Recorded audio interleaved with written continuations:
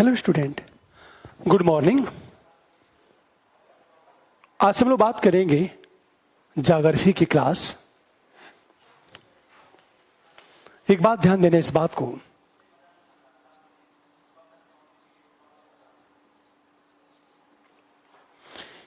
ये ज्योग्राफी की जो क्लास चलेगी वो प्रीलिम्स प्रारंभिक परीक्षा के लिए,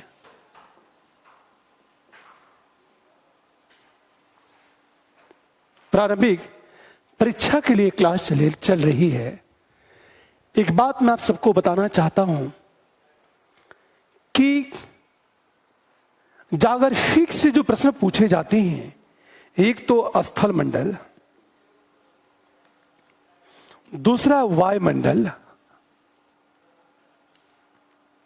और तीसरा है जलमंडल।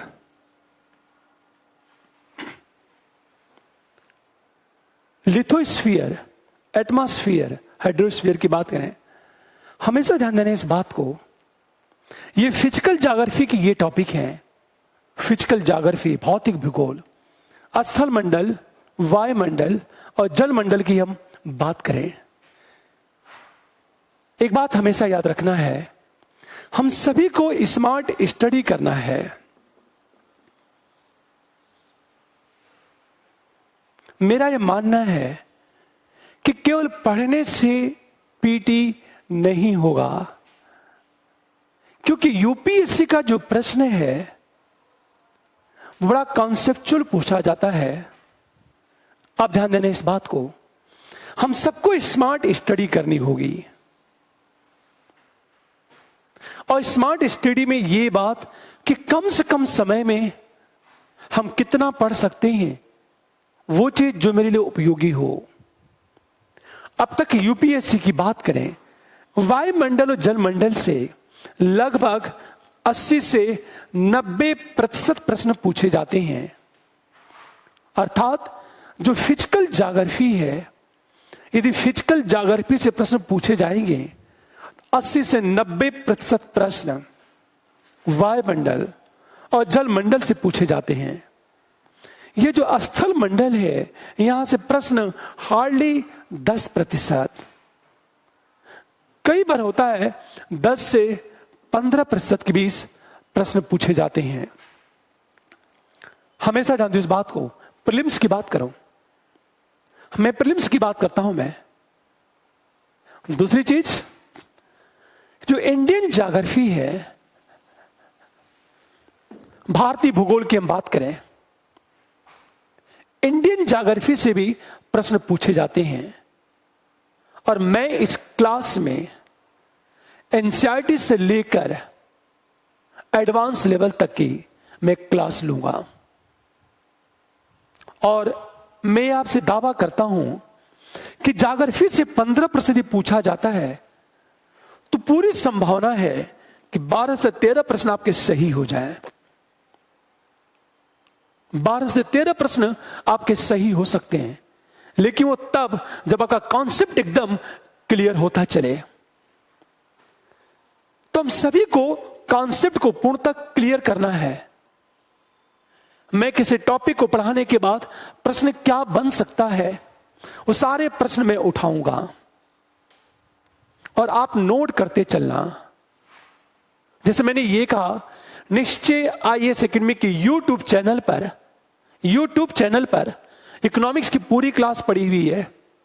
वहां से बेसिक इकोनॉमिक्स आपका क्लियर हो जाएगा। यहां मैं कोशिश ये करूंगा कि आपका कॉन्सेप्ट क्लियर कर दूं।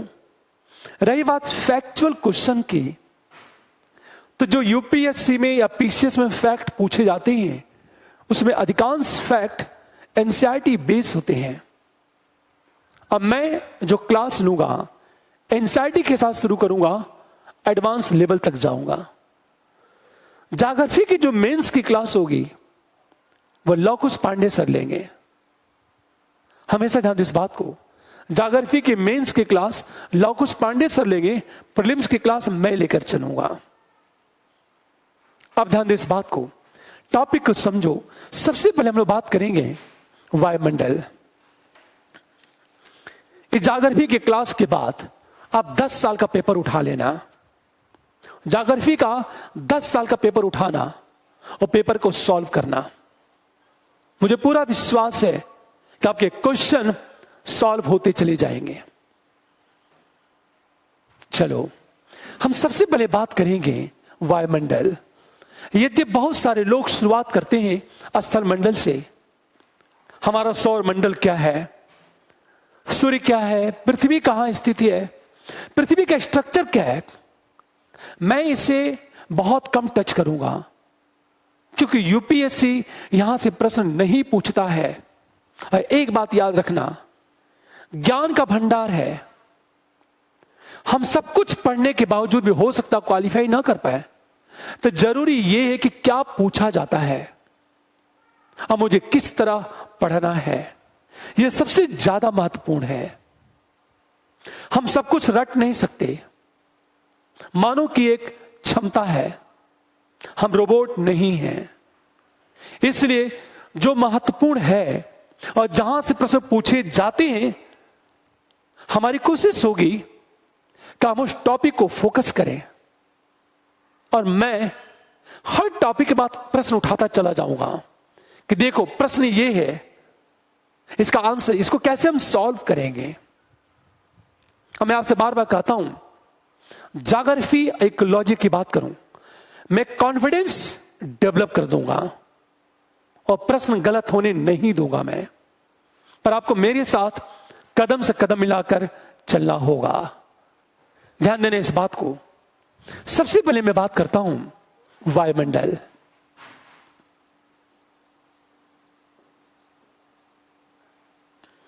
हमारी क्लास यहां से शुरू होगी।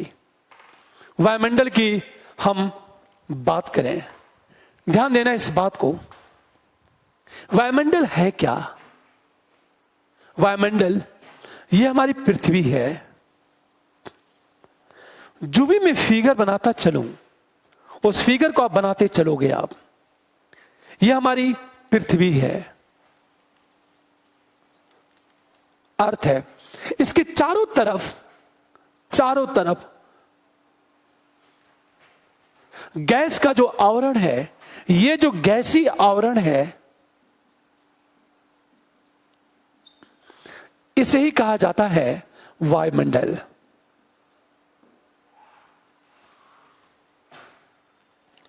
ध्यान देने इस बात को। देखो अब यह हमारी पृथ्वी है। पृथ्वी के चारों तरफ जो गैस का आवरण है, इसे ही कहा जाता है वायुमंडल। फिर मैं कहना चाहता हूं, प्रश्न ये नहीं पूछेगा यूपीएससी और पीसीएस में भी प्रश्नों का नेचर लगातार चेंज हो रहा है। हमेशा ध्यान दें इस बात को। यूपीएससी में जो व्यक्ति 50+ प्रश्न सही कर लेता है, उसका पीटी हो जाता है, वो प्रीलिम्स क्वालिफाई कर जाता है। हमेशा ध्यान दो, यह हमारी पृथ्वी है। पृथ्वी के चारों ओर जो गैसीय आवरण है, इसे ही कहा जाता है वायुमंडल। अब एक प्रश्न, हम जब वायुमंडल की बात करेंगे, वायुमंडल की हम जब बात करेंगे तो दो बात करेंगे, वायुमंडल का संगठन एवं संरचना, the composition and structure of atmosphere, PU, and structure of atmosphere, composition and structure of atmosphere की बात करें। जब मैं क्लास लूंगा, जैसे जैसे मेरी क्लास आगे बढ़ेगी, ये आपको मैं बताता जाऊंगा। देखो क्वेश्चन यहां से बनेगा और उसे हमेशा ध्यान में रखना है। अब मैंने क्या कहा, 6 क्लास से लेकर 12 तक के एनसीईआरटी में पूरा पढ़ा दूंगा और प्लस एडवांस।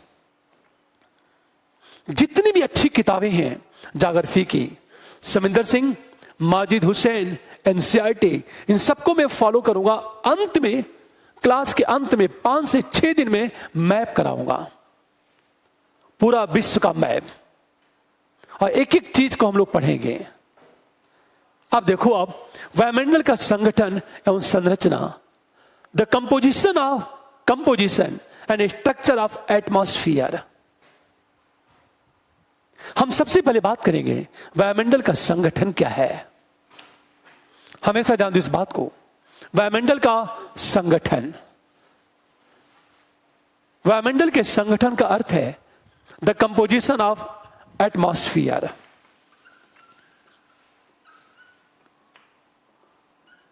कंपोजिशन ऑफ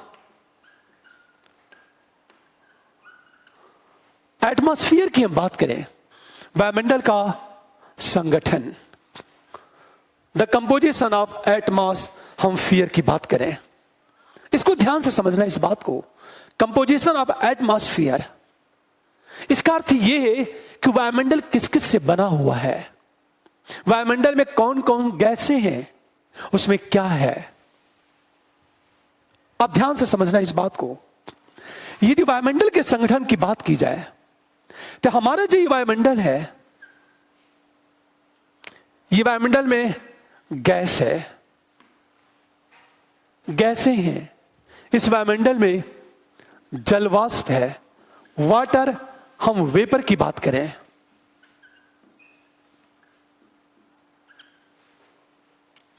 और इस वायुमंडल में एरोसोल, हम धूल कण की बात करें, डस्ट, एरोसोल्स की बात करें हम लोग।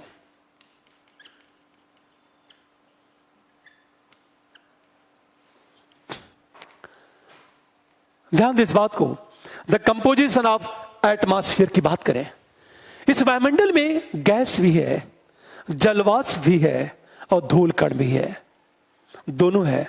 फिर मैं कहना चाहता हूं, प्रश्न ये भी नहीं पूछेगा यूपीएससी में, बस मैं अपनी बात को समझाने के लिए, हम जब गैस की बात करेंगे, जब गैस की बात की जाएगी तो दो तरह की गैसें होती हैं।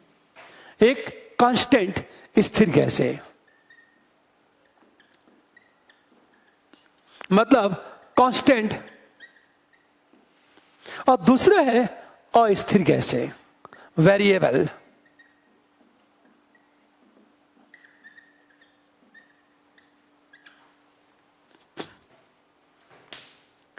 स्थिर गैस का अर्थ है जिसका अनुपात लगभग फिक्स है। ऐसी गैसें जिसका अनुपात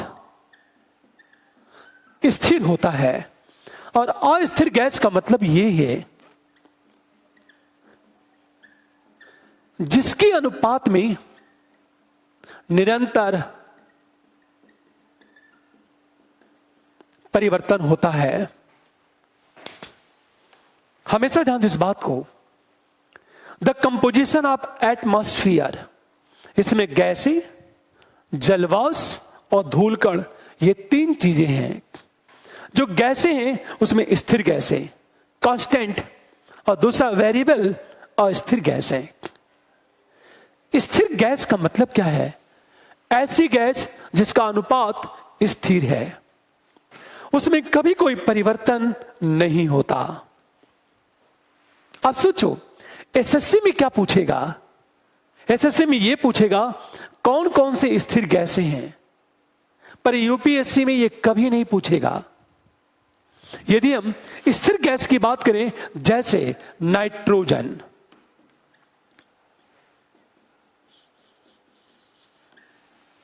हम ऑक्सीजन की बात करें, हमेशा आर्गन की बात करें, ये स्थिर गैसें हैं। ये नाइट्रोजन का जो अनुपात है, ये सोचो, जो नाइट्रोजन का अनुपात है लगभग 79 के आसपास है। ऑक्सीजन का जो अनुपात है 20.9 के आसपास। आर्गन का जो रेशियो है 0.9 के आसपास है। इन गैसों का देखो आप रेशियो, इनका रेशियो लगभग फिक्स है। नाइट्रोजन, ऑक्सीजन और आर्गन की बात करें, इनका रेशियो लगभग फिक्स है। इनका अनुपात लगभग स्थिर है, इसलिए इन्हें कांस्टेंट गैस कहते हैं। अब एक चीज सोचो जरा, यूपीएससी इनका रेशियो कभी नहीं पूछेगा। हमेशा अस्थिर गैस की बात करें, इनका अनुपात लगातार बदलता रहता है। हमेशा ध्यान दो। अब इस अस्थिर गैसों में जैसे सबसे बड़ी चीज की हम बात करें CO2, कार्बन डाइऑक्साइड, ओजोन एवं अन्य गैसें, इन्हें कहते हैं वेरिएबल गैसेस। इनका जो अनुपात है वो लगातार बदलता रहता है। अस्थिर गैसें जिसके अनुपात में निरंतर परिवर्तन होता है, जैसे मैंने कहा CO2, ओजोन, ये सब के सब वेरिएबल गैस हैं। फिर एक ध्यान देना इस बात को, फिर मैं बार बार कहता हूं, इसको आपने रट लिया कि गैस ये है, ये भी यूपीएससी में नहीं पूछेगा। अब ये पीसीएस में भी पूछना बंद कर चुका है। इनकी भूमिका पूछेगा वो। आप सोचो, जलवाष्प, हम वाटर वेपर की बात करें, हम धूल कण की बात करें, ये जो एरोसोल से हम इसकी बात करेंगे आगे चल करके। प्रश्न ये उठा कि ये जो CO2 है इसकी हमारे वायुमंडल में क्या भूमिका है और ओजोन की क्या भूमिका है। प्रश्न यहां से पूछेगा वो। हमेशा ध्यान देना इस बात को, ये जो नाइट्रोजन है यह निष्क्रिय गैस है, यह ज्यादा सक्रिय नहीं है। ये निष्क्रिय नहीं, सक्रियता कम है। ऑक्सीजन सबसे ज्यादा सक्रिय गैस है। हमेशा ध्यान दो, यह वायुमंडल का संगठन, कंपोजिशन ऑफ एटमॉस्फेयर, जिसमें गैसें, वाटर वेपर और धूल कण, एरोसोल की बात करें हम लोग, गैस में स्थिर गैसें और अस्थिर गैसों की बात करें। जो स्थिर गैसें हैं इनका अनुपात स्थिर होता है, जैसे नाइट्रोजन, ऑक्सीजन और आर्गन की बात करें। जो अस्थिर गैसें, वेरिएबल, जिसके अनुपात में निरंतर परिवर्तन होता रहता है, इसे कहते हैं अस्थिर गैसें। अब एक प्रश्न जो आपसे प्रश्न पूछेगा, CO2 की क्या भूमिका है और ओजोन की क्या भूमिका है। अब एक चीज सोचो,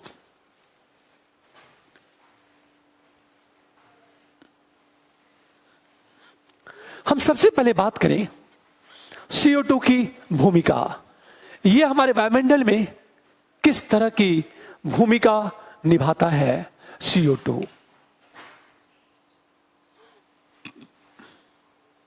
अब ध्यान से समझना इस बात को, यह हमारी पृथ्वी है, यह हमारी पृथ्वी है, ये पेड़ पौधे हैं,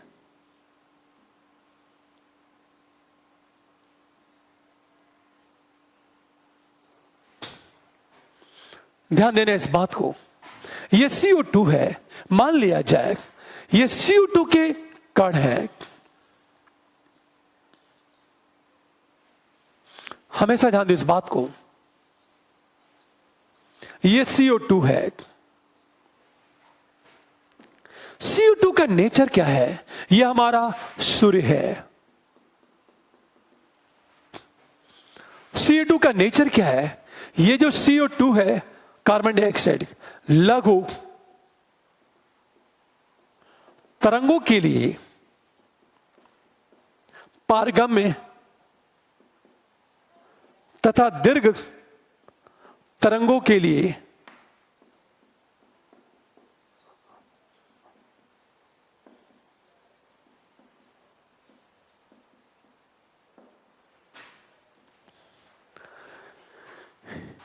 ये जो CO2 है, ये लघु तरंगों के लिए पारगम्य और दीर्घ तरंगों के लिए अपारगम्य की भूमिका निभाता है। इसका अर्थ ये है, यह लघु तरंगों को तो आने देता है, पारगम्य आर पार जाने देता है, किंतु दीर्घ तरंगों को वापस जाने नहीं देता। अपारगम्य यह रोक लेता है। फॉर एग्जाम्पल, हमेशा ध्यान दो इस बात को। मान लिया जाए कि ये CO2 है, ये लघु तरंगे आ रही हैं, तो CO2 क्या करेगा? ये लघु मान लिया जाए तरंग है, तो CO2 क्या करेगा? इसे आने देगा, इसे आने देगा, नीचे आने देगा पारगम में। लेकिन कोई यदि दीर्घ तरंग है, पूरी बात ध्यान देना, ये लघु तरंग है, ये CO2 का कण है, ये लघु तरंगों को क्या करेगा? पारगम में। इसका मतलब CO2 के कण है, इन्हें आर पार आने देगा वो, इन्हें आर पार आने देगा वो। इसको कहते पारगम्य। हमेशा दूसरी चीज बात करें अपारगम्य। यह CO2 है, यह मान लिया जाए दीर्घ तरंग है, और CO2 के दीर्घ तरंगों के लिए अपारगम्य मतलब पार जाने नहीं देता। तो ये क्या करेगा? CO2 इसके लिए अपारगम्य, तो ये वापस लौटा देगा, इसको पार जाने नहीं देगा। क्योंकि पार जाने नहीं देगा तो ये अपारगम्य है, मतलब पार नहीं जाने देता। इसका अर्थ ये है कि जो CO2 का नेचर है, ये लघु तरंगों के लिए पारगम्य, किंतु दीर्घ तरंगों के लिए यह अपारगम्य की भूमिका है। यह हमेशा ध्यान दो इस बात को। CO2। अब एक प्रश्न कि हम बात करें, हमेशा ध्यान देने इस बात को। जो पिंड जितना ज्यादा गर्म होगा, उससे निकली हुई जो रेज है वो छोटी होगी। शॉर्ट वेव्स कहते हैं उसे। हमेशा ध्यान दो। मान लिया जाए ये आपकी पृथ्वी है, ये सूर्य है। सूर्य से जो रेज आती है इसे कहते हैं सौरिक विकिरण, इसे कहते हैं सोलर रेडिएशन। पूरी बात ध्यान देने इस बात को। ये सूर्य है, सूर्य से जो रेज आती है, सूर्य से जो किरणें आती हैं, इसे कहा जाता है सौरिक विकिरण कहते हैं इसे। इसका मतलब है इसे कहते हैं सोलर रेडिएशन। हमेशा ध्यान दो, सूर्य गर्म है, और जो चीज जितनी ज्यादा गर्म होगी उससे जो रेज निकलेगी उसकी लंबाई कम होगी, और जिस रेज की लंबाई कम होगी उसे कहते हैं लघु तरंगे, शॉर्ट वेव्स की बात करें। अब एक चीज सोचो, सूर्य से जो रेज आती है इसे कहते हैं सोलर रेज या सोलर रेडिएशन कहते हैं इसे हमेशा। और ये सूर्य हमारा अत्यधिक गर्म है, तो स्वाभाविक है ये जो सोलर रेडिएशन होगा ये लघु तरंग होगा, शॉर्ट वेव्स होगा। शॉर्ट वेव्स क्यों होगा? क्योंकि ये हमारा जो सूर्य है वो सबसे ज्यादा गर्म है।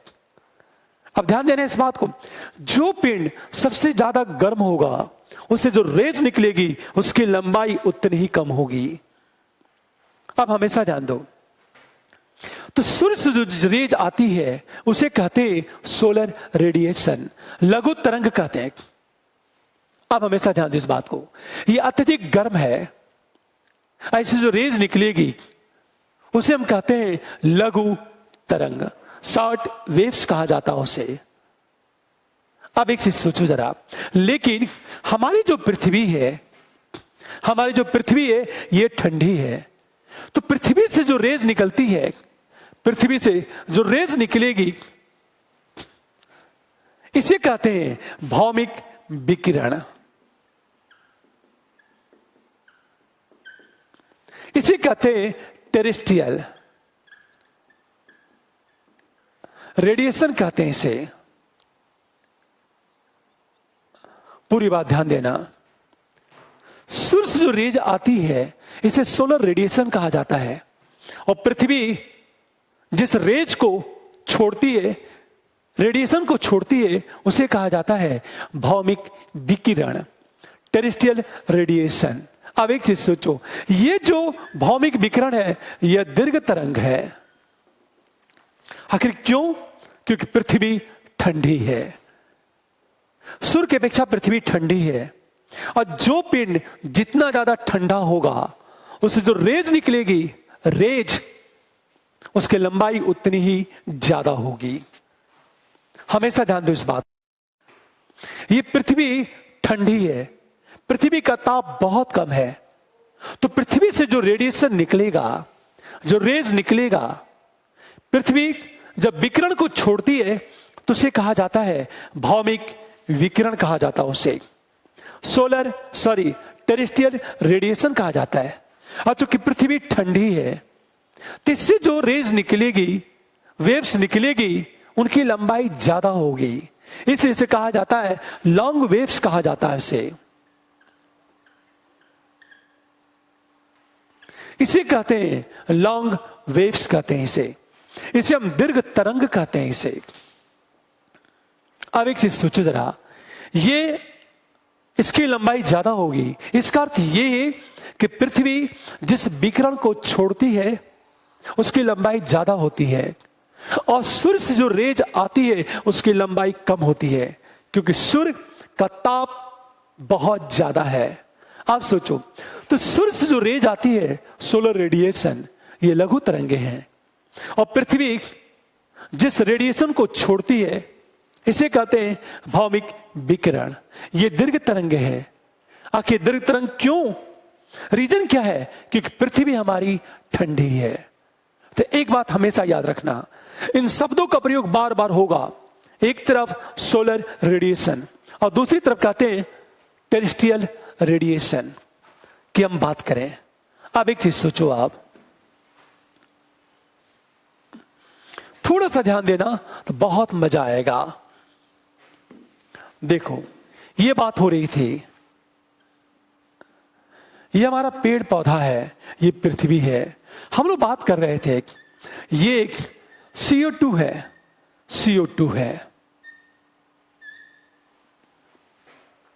ये हमारा सूर्य है। अब सोचो, सूर्य से जो रेज आएगी, इन दोनों के बीच स्पेस है, जगह है, इन दोनों के बीच से ये रेज पृथ्वी तक आ जाएगी। पर मान लिया जाए बीच में CO2 आ गया, तो भी वो क्या करेगी? वो पार कर जाएगी। आखिर CO2 के अंदर से प्रवेश कर गई, वो पार कर गई। क्यों? क्योंकि CO2 का नेचर है लघु तरंगों के लिए पारगम्य, आर पार जाने देती है, पर दीर्घ तरंगों के लिए अपारगम्य। अब एक चीज सोचो, सूर्य से जो रेज आ रही है, वो लघु तरंगे हैं, तो ये कहा जाता है ये तो लघु तरंग है। और जो रेज आती है उसे कहते हैं सोलर रेडिएशन। तो ध्यान देना इस बात को, ये CO2 है, इनके बीच जो स्पेस है, सूर्य से रेज आती है, दोनों के स्पेस से होते हुए पृथ्वी तक आ जा रही है, पृथ्वी तक आ जा रही है। ध्यान देना इस बात को। लेकिन ये जो लघु तरंग है, यदि CO2 के ऊपर से गुजरती है तो उसे भी पार कर जा रही है। आखिर क्योंकि लघु तरंग है और CO2 लघु तरंग के लिए पारगम्य की भूमिका निभाता है। अब एक चीज सोचो, अब हमारी पृथ्वी क्या करेगी? ताप को छोड़ेगी। ये जो पृथ्वी ताप को छोड़ती है, इसे कहते हैं भौमिक विकिरण। और जो भौमिक विकिरण है यह दीर्घ तरंग है। हमेशा ध्यान दो, आखिर यह दीर्घ तरंग क्यों है? यह दीर्घ तरंग क्यों है? क्योंकि पृथ्वी ठंडी है और पृथ्वी जिस रेडिएशन को छोड़ती है उनकी लंबाई ज्यादा होती है, इसलिए भौमिक विकिरण को कहा जाता है लॉन्ग वेव्स कहा जाता है, दीर्घ तरंग कहते हैं। आप ध्यान से सुनना इस बात को। मान लिया जाए इन दोनों के बीच स्पेस है, जो इन दोनों के बीच स्पेस को पार कर गया वो तो अंतरिक्ष में चला जाएगा।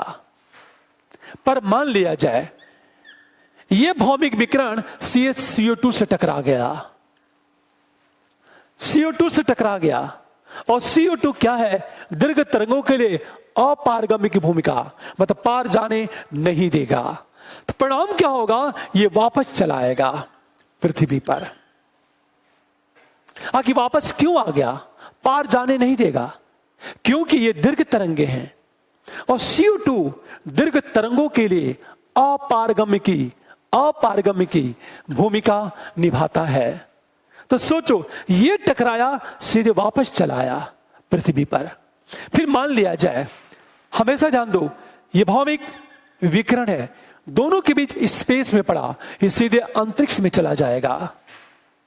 पर यदि यह भौमिक विकिरण सीधे CO2 से टकराया तो वापस चला आएगा।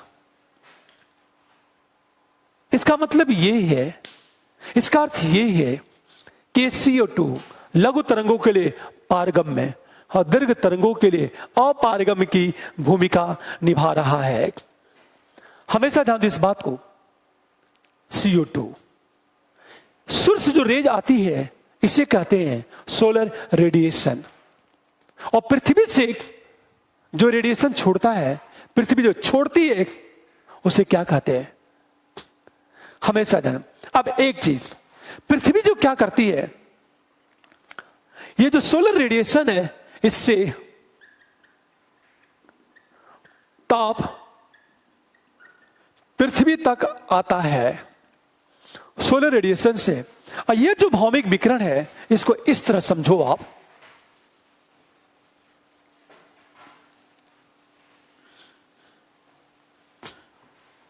हमेशा ध्यान दो इस बात को, इसको इस तरह समझो आप, ये आपकी पृथ्वी है,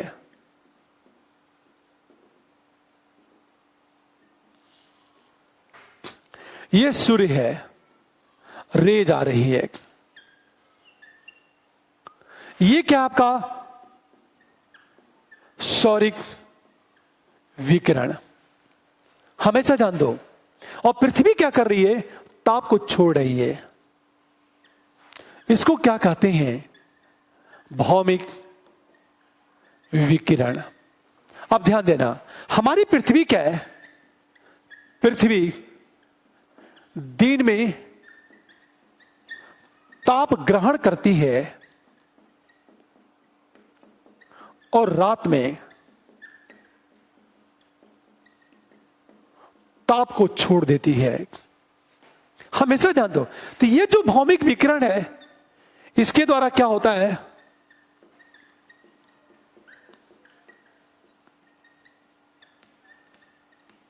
ताप का उत्सर्जन होता है। पूरी बात ध्यान देना इस बात को, हमेशा ध्यान। और ये सौर विकिरण है, इसके द्वारा पृथ्वी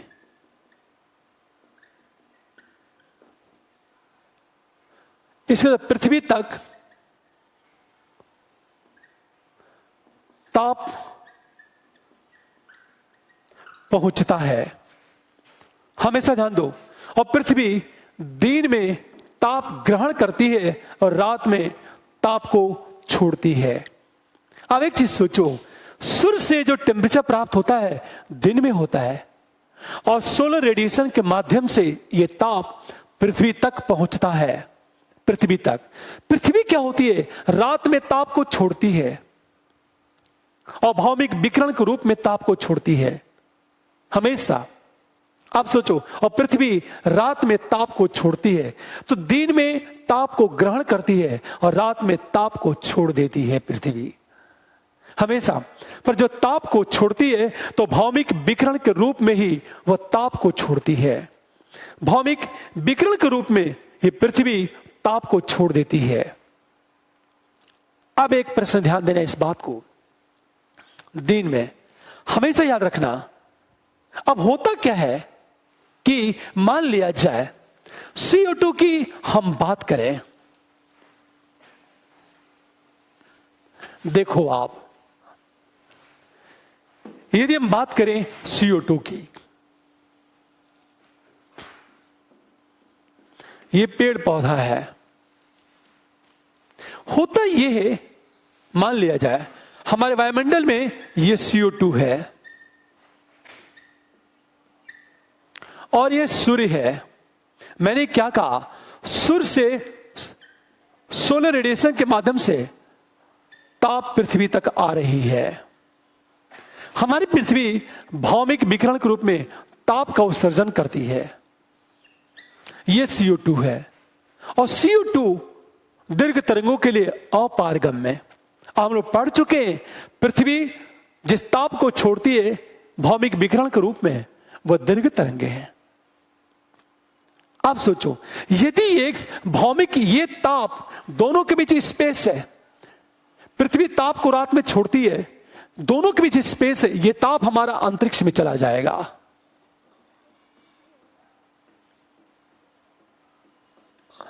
अंतरिक्ष में चला गया। अब ध्यान से सुनना इस बात को।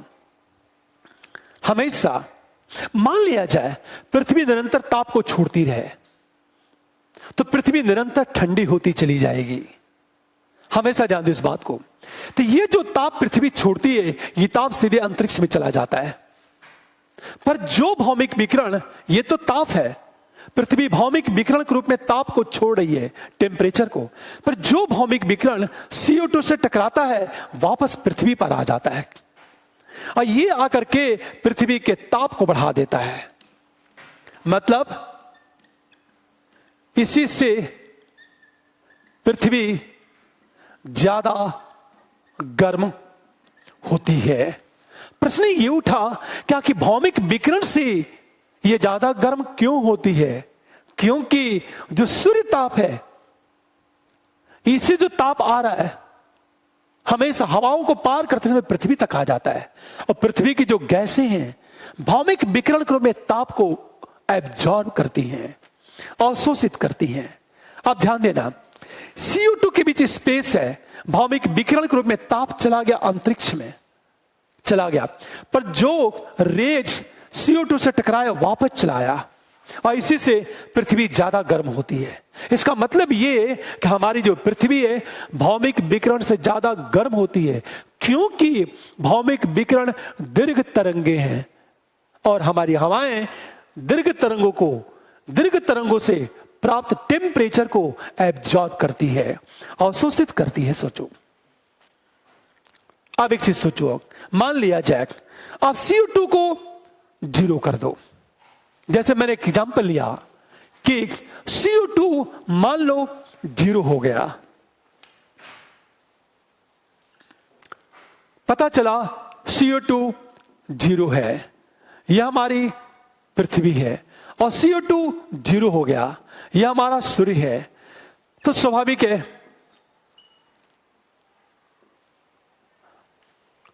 तो पृथ्वी क्या होगी, दिन में ताप ग्रहण करेगी और रात में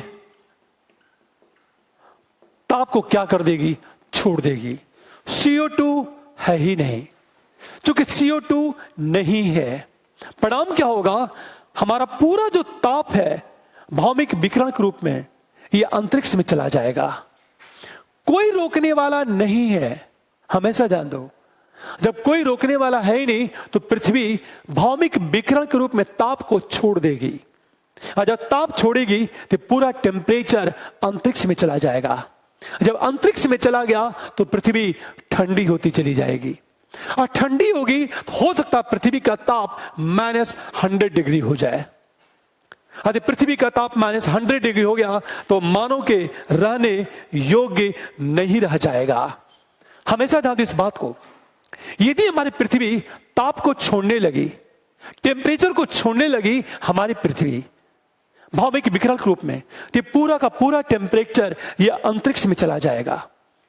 और जब पूरा टेम्परेचर अंतरिक्ष में चला गया तो पृथ्वी का ताप गिरने लगेगा, और पृथ्वी का ताप गिरने लगे तो पृथ्वी का टेम्परेचर हो सकता है -100 डिग्री चला जाए, और 100 डिग्री में जीवन संभव नहीं है। अब एक चीज सोचो जरा, मान लिया जाए कि CO2 की मात्रा बहुत ज्यादा है, CO2 की मात्रा बहुत ज्यादा है, ये पूरा CO2 है, कोई स्पेस है ही नहीं, ये पूरा CO2 है मान लो, तो स्वाभाविक है यह हमारा सूर्य है, सूर्य से रेज आएगी, वो CO2 को पार कर जाएगी,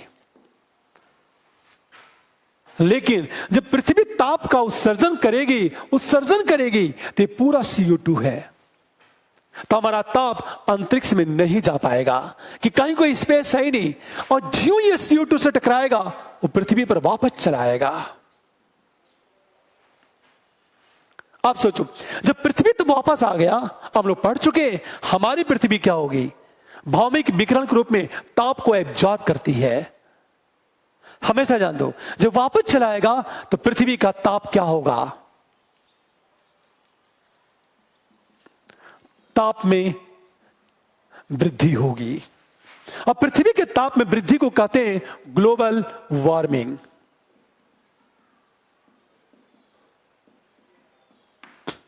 हमेशा ध्यान दो, इसे ही कहते हैं ग्लोबल वार्मिंग कहा जाता है। पूरी बात ध्यान देना, यदि केवल CO2 की मात्रा है, केवल CO2 की मात्रा है, तो सूर्य से किरणें तो आएंगी, क्योंकि CO2 सनरेज लघु तरंगों के लिए पारगम्य की भूमिका निभाता है। पर पृथ्वी जब भौमिक विकिरण के रूप में ताप का उत्सर्जन करेगी तो स्वाभाविक है हमारा ताप अंतरिक्ष में नहीं जा पाएगा, वापस टकरा कर वापस पृथ्वी पर आ जाएगा, जिससे पृथ्वी के ताप में वृद्धि होगी। इसे ही कहते हैं, इसे ही कहा जाता है ग्लोबल वार्मिंग कहा जाता है। इसे हमेशा ध्यान दो इस बात को, इसे ही कहा जाता है ग्लोबल वार्मिंग।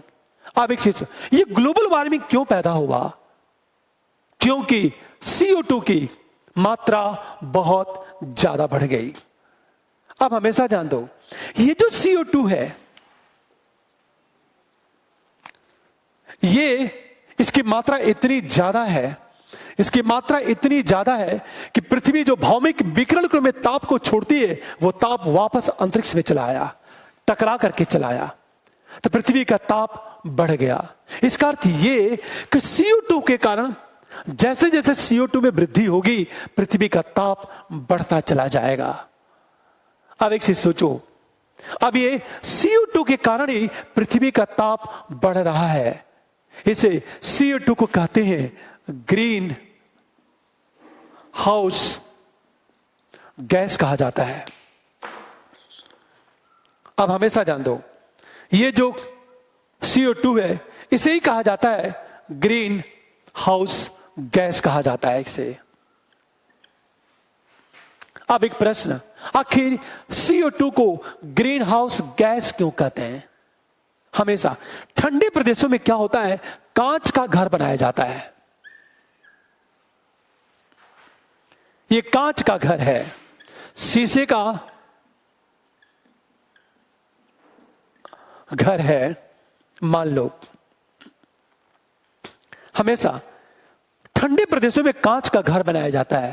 कांच का एक नेचर है, शीशे का एक नेचर है, लघु तरंगों को आने देगा किंतु दीर्घ तरंगों को वापस जाने नहीं देगा।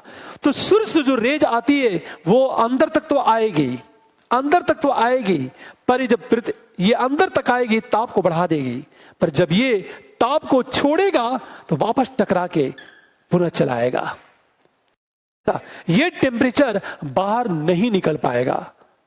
परिणामतः क्या होता है कि कांच के घर के अंदर का ताप +10 चला जाता है और बाहर का ताप हो सकता है 0 डिग्री हो सकता है बाहर का ताप 0 डिग्री हो और अंदर का ताप +10 डिग्री हो जाए। आखिर अंदर का ताप +10 डिग्री क्यों हुआ? इसलिए हुआ क्योंकि, पूरी बात अंदर, क्योंकि सूर्य से रेज अंदर तो प्रवेश कर गई, पर जब पृथ्वी ताप को छोड़ रही है तो कांच उसे वापस कर दिया। प्रांत अंदर का ताप बढ़ने लगता है। कांच का घर है, तो जो भूमिका कांच का घर निभाता है वही भूमिका CO2 निभा रही है।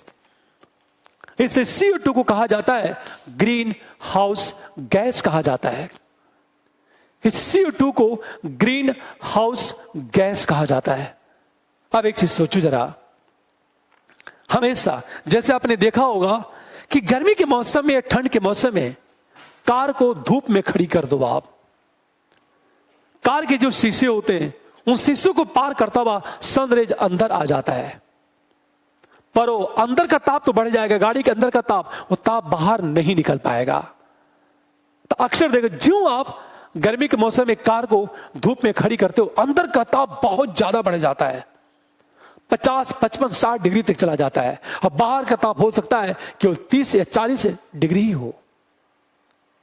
ठीक उसी तरह ये कांच का घर भूमिका निभाता है हमेशा। चूंकि CO2 कांच के घर जैसी भूमिका निभाता है और ये गैस है, इसलिए इसे कहा जाता है ग्रीन हाउस गैस कहा जाता है।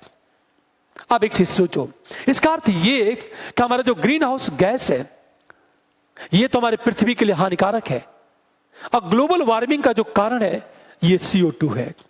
मीथेन भी बहुत सारी गैसें हैं, पर CO2 की भूमिका सबसे ज्यादा है। तो क्यों ना CO2 को जीरो कर दिया जाए? यदि CO2 को जीरो कर दे तब मुद्दा उठा। यदि मान लिया जाए कि आपने CO2 को जीरो कर दिया, पूरी बात ध्यान देना, आपने क्या किया? CO2 को जीरो कर दिया।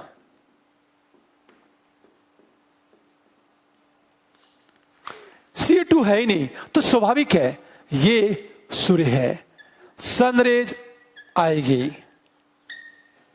और पृथ्वी जब भौमिक विकिरण के ताप का उत्सर्जन करेगी तो ये ताप क्या होगा?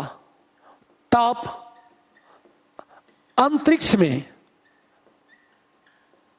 चला जाएगा, और जब अंतरिक्ष में चला जाएगा परिणामतः पृथ्वी का ताप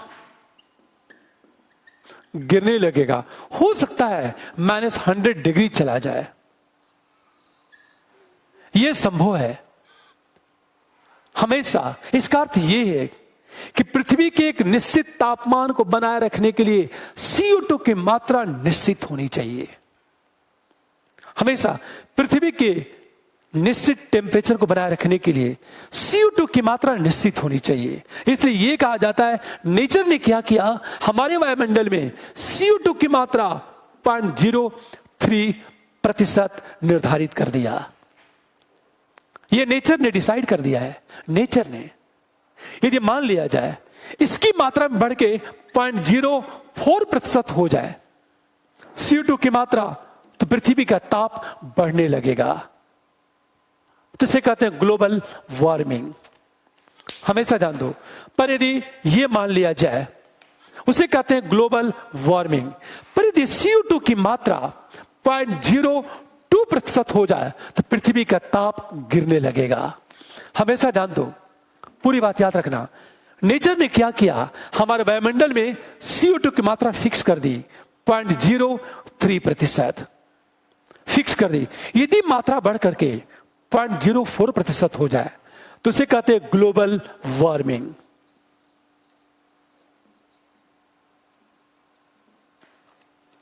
पर यदि CO2 की मात्रा गिर करके 0.02% हो जाए तो इसे कहते हैं कोल्ड युग, क्योंकि पृथ्वी का ताप गिरने लगेगा। इसका अर्थ यह है, ये जो CO2 की मात्रा फिक्स है इसमें असंतुलन उत्पन्न हो जाए। असंतुलन, यदि CO2 की मात्रा में असंतुलन उत्पन्न हो जाए, यदि असंतुलन उत्पन्न हो गया तो उसे ही कहते हैं प्रदूषण, उसे ही कहते हैं पॉल्यूशन। तो पॉल्यूशन का अर्थ क्या होता है? CO2 की मात्रा लगातार, हमेशा ध्यान दो, या तो इसकी मात्रा में वृद्धि हो जाए या तो इसकी मात्रा कम हो जाए। बढ़कर के 0.04% हो गया तो उसे पॉल्यूशन कहते हैं। इसकी मात्रा गिर गई तो उसे भी प्रदूषण कहा जाता है। हमेशा ध्यान दो। तो अब एक प्रश्न, CO2 की मात्रा में असंतुलन उत्पन्न हो जाए। असंतुलन, इम्बैलेंस का मतलब है या तो मात्रा बढ़ जाए या तो मात्रा कम हो जाए।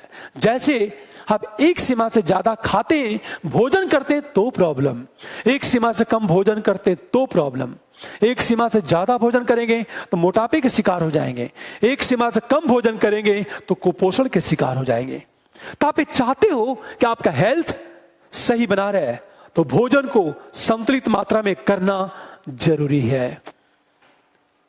अब एक प्रश्न, मान लिया जाए कोई औद्योगिक क्षेत्र है, आपने देखा होगा जहां बहुत सारी कंपनी लगी होती है, उद्योग लगे हुए हैं, फैक्ट्री लगी है, उन फैक्ट्रियों से धुआं लगातार निकलता है। जब धुआं निकलता है तो आसपास के वातावरण में CO2 की मात्रा क्या हो जाती है, बढ़ जाती है। तो वहां आपको जनवरी में ठंड नहीं लगती। क्यों नहीं लगती? क्योंकि जहां फैक्ट्रियां हैं, जहां उद्योग लगे हैं, वहां के वातावरण में CO2 की मात्रा बहुत ज्यादा है। आज चूंकि CO2 की मात्रा बहुत ज्यादा है तो पृथ्वी जब भौमिक विकिरण के रूप में ताप को छोड़ती है तो क्या होगा?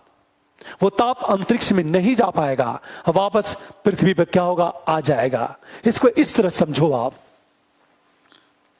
इसको इस तरह समझो, पूरी बात ध्यान देना। मान लिया जाए कि ये कोई शहर है और यहां बहुत सारी कंपनी लगी हुई है, यहां बहुत सारे धुआं निकल रहे हैं। धुआं तो होता क्या है, ये पूरे वायुमंडल में CO2 की मात्रा क्या हो जाती है, बढ़ जाती है। ये पूरा CO2 है। जहां फैक्ट्रियां हैं, सनरेज तो आएगी, सनरेज तो आएगी, लेकिन यदि पृथ्वी भौमिक विकिरण के रूप में ताप का उत्सर्जन करती है, हमेशा जान दो, तो ये अंतरिक्ष में नहीं जा पाएगा। क्यों? कि जो औद्योगिक क्षेत्रों में CO2 की मात्रा बहुत ज्यादा है, तो ये पूरा का पूरा ताप क्या होगा, वापस पृथ्वी तक आ जाएगा। इसलिए इस बेल्ट में क्या होगा, पृथ्वी का ताप ज्यादा होगा या गर्मी ज्यादा लगेगी। पर यदि मान लिया जाए कि आप सोचो, आप यहां पेड़ पौधे ज्यादा लगे हुए हैं, पेड़ पौधे ज्यादा लगे हैं, तो पूरी बात ध्यान देना इस बात को। पेड़ पौधे क्या करते हैं, CO2 को सिंक करते हैं, एब्जॉर्ब करते हैं। तो अक्सर देखा होगा जहां घना क्षेत्र है वह गर्मी कम लगती है, जहां औद्योगिक क्षेत्र है वह गर्मी क्या होती है, ज्यादा लगती है। क्योंकि जहां पेड़ पौधे होंगे, ये पेड़ पौधे CO2 को अवशोषित कर लेते हैं, एब्जॉर्ब कर लेते हैं। जब एब्जॉर्ब कर लेंगे तो CO2 की मात्रा बहुत कम हो जाएगी। जब बहुत कम हो जाएगी तो जो पृथ्वी जब ताप को छोड़ेगी तो ये ताप हमारा अंतरिक्ष में चला जाएगा। जब अंतरिक्ष में चला जाएगा, वापस लौट करके नहीं आएगा।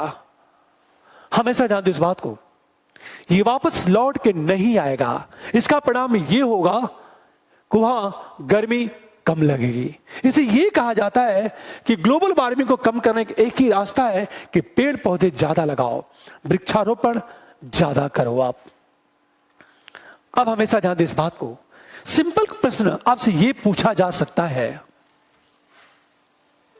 हमेशा CO2 की मात्रा में वृद्धि, सेकेंड CO2 की मात्रा 0.02% हो जाए, थर्ड केवल फर्स्ट सही है, फोर्थ दोनों सही है। तो हमारा आंसर क्या होगा, दोनों सही है। क्यों? क्योंकि CO2 की मात्रा में वृद्धि भी प्रदूषण है और CO2 की मात्रा में कमी भी प्रदूषण है। इस प्रकार CO2 किस तरह की भूमिका निभाता है, एक बात याद रखना आपसे। प्रश्न UPSC में इस तरह पूछेगा, मैं आपसे बार बार कहता हूं, मैं ज्योग्राफी इकोलॉजी का प्रश्न गलत नहीं होने दूंगा। अब मार्केट का सारा पेपर उठा लेना और सॉल्व करना, पर मुझे ज्योग्राफी की क्लास समाप्त करने में 30 से 35 क्लास लगेंगे। अभी मैं केवल 1 घंटे की क्लास लूंगा, उसके बाद में पर डे 2-2 घंटे की क्लास लूंगा मैं। और मुझे पूरा विश्वास है कि यहां से प्रश्न आपके गलत नहीं होंगे। मैं कॉन्सेप्ट को क्लियर कर दूंगा। ठीक है, हम लोग मिलते हैं कल। Thank you.